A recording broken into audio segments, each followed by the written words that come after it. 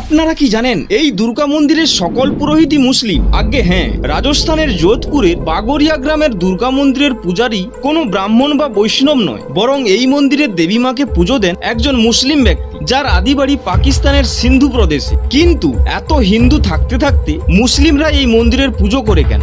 এই প্রশ্নের উত্তর দিয়েছে সেই মন্দিরের বর্তমান পুরোহিত মেহেরউদ্দিন। তিনি বলেছেন, প্রাচীনকালে বাণিজ্য করতে যাওয়ার পথে মালবাহী পশু ও সঙ্গীদের থেকে বিচ্ছিন্ন হয়ে পড়েন সিন্ধু প্রদেশের এক বণিক। পথ হারিয়ে তীব্র খিদে ও তেষ্টায় তার প্রাণহানির আশঙ্কা দেখা দেয়। তখন মা দুর্গাই নাকি তার স্বপ্নে এসে কাছে থাকা জলাশয়ের রাস্তা বলে দেন। তাই দেবীর প্রতি কৃতজ্ঞতার বশে এখানে তিনি একটি দুর্গা মন্দির নির্মাণ করে প্রত্যহ পূজা করতেন, এবং সেই বণিকের 13তম প্রজন্ম হলো বর্তমানের পূজারী মেহেরউদ্দিন। আশ্চর্যকর বিষয় হলো যে এলাকার হিন্দুরা এই বিষয়ে কোনো প্রতিবাদ করেন। প্রতি বছর শরৎকালে দূর দূর থেকে ভক্তরা এই মন্দিরে পুজো দিতে আসে। Thanks for watch. কমেন্ট সেকশনে জয় মা দুর্গা লিখতে ভুলবেন না।